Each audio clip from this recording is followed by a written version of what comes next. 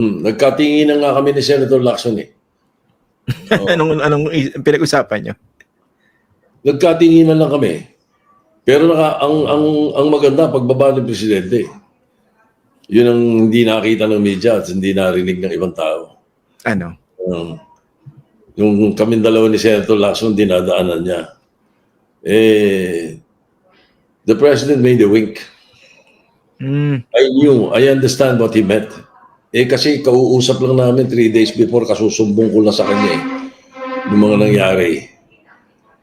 So, naintindihan ko yung wink niya na yun. Pagkatapos, ang asabanat niya kay Senator Lacson, parang, malakas ang palakpak mo, sabi niya.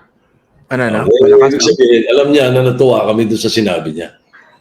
Kasi alam niya